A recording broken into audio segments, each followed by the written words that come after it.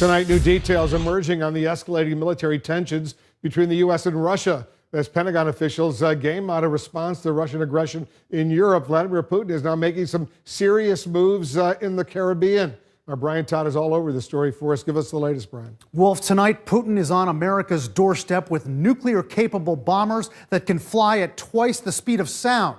It's a bold move right out of the Cold War as the Russian president tries to establish a military foothold near American shores. A Russian bomber with an impressive wingspan touches down at America's doorstep. The Tu-160 has to deploy parachutes to slow down. Russian pilots, decked out in helmets and orange jumpsuits, climb out to a hero's welcome.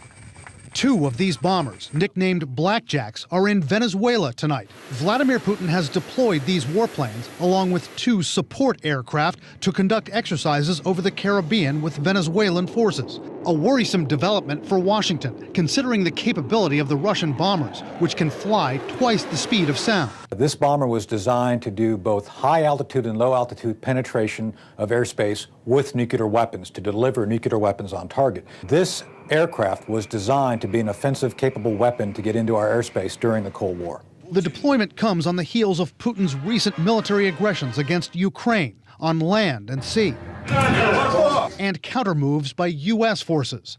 Analysts say Putin is sending an unmistakable signal to the United States tonight. He's clearly trying to send a message to the United States that he can play in our backyard and that Russia maintains significant military capabilities. Another concern tonight is the Cold War-style alliance of two strongmen who are both antagonists of the U.S. Putin and Venezuelan President Nicolas Maduro, who visited Moscow just last week. Experts say U.S. military and intelligence officials are closely watching the Putin-Maduro partnership and how it may work against American interests close to American shores. They have a close military relationship. Russia does provide Venezuela with significant military support. Usually with these close military relationships, a close intelligence relationship is part of that. The Russian deployment comes as Venezuela is deep in crisis, triggered by plummeting oil prices, crippling economic mismanagement, and violent protests against Maduro. U.S. officials tonight are skewering Putin and Maduro. Secretary of State Mike Pompeo tweeting, "The Russian and Venezuelan people should see this for what it is. Two corrupt governments squandering public funds and squelching liberty and freedom while their people suffer."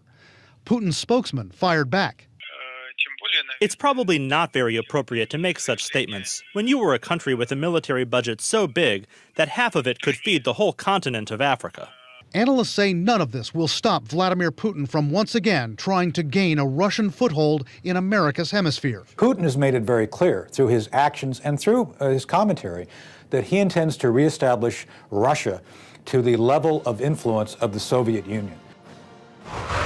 Now, just a short time ago, Venezuela's foreign minister leveled his own broadsides at the U.S., calling Mike Pompeo's tweet, quote, disrespectful and cynical. He pointed out that it was President Trump who publicly threatened military intervention against Venezuela.